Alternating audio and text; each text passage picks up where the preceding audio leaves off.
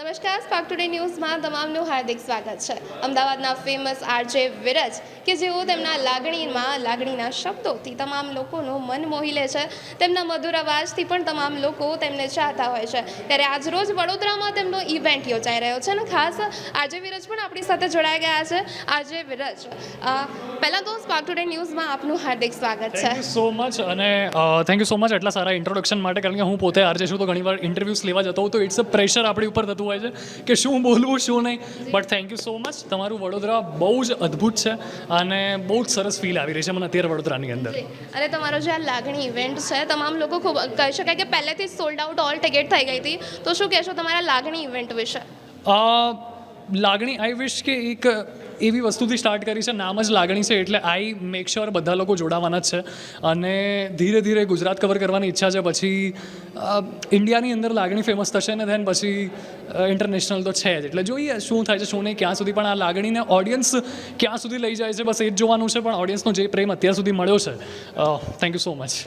અને લાગણી જે તમારો ઇવેન્ટ છે અને ખાસ કહી શકાય તમામ લોકો ચાહતા હોય છે, તો તમારી લાગણીની પ્રેરણા શું છે? લાગણીની પ્રેરણા કંઈ છે નહીં, ઓડિયન્સ છે, ઓડિયન્સનો પ્રેમ છે કે જે મને અહીંયા સુધી લઈને આવી છે. અને સૌથી મેક્સિમમ કોઈ વસ્તુ હોય તો એ છે લાગણી વિશે. આપણે ઘણા બધા લોકો પેલું શું કહેવાય કે લાગણી જતાવવાનું ભૂલી ગયા છે. ઘણા બધા શોઝ થતા હોય છે, એની અંદર ઘણી બધી એવી વસ્તુ થતી હોય છે કે આપણે પેરેન્ટ્સ સાથે ના જઈ શકીએ. પણ આઈ મેક શ્યોર કે લાગણી એક એવો શો ઉભરીને બહાર આવે કે જેમાં તમે તમારી ફેમિલી સાથે અને તમારા ફ્રેન્ડ સાથે આવી શકો અને તમારા 65 વર્ષના દાદા કે 75 વર્ષના દાદી પણ શોની અંદર આવે ને તમને કમ્ફર્ટેબલ ફીલ થાય, એમની જોડે બેસીને મજા પડે.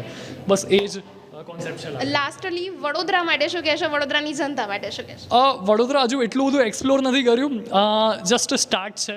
વડોદરાની અંદર પહેલો શો છે, હવે જોઈએ. અત્યારે 250-300 ટિકિટ્સ અમારી સોલ્ડ આઉટ થઈ ગઈ છે. એક ઓડિટોરિયમ લીધો છે FGI.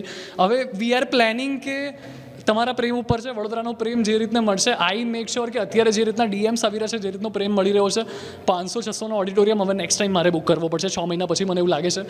So lots of love to you Vadodara. અને જોઈએ આપણે શોની અંદર તો મળીએ જ છે, મળીએ.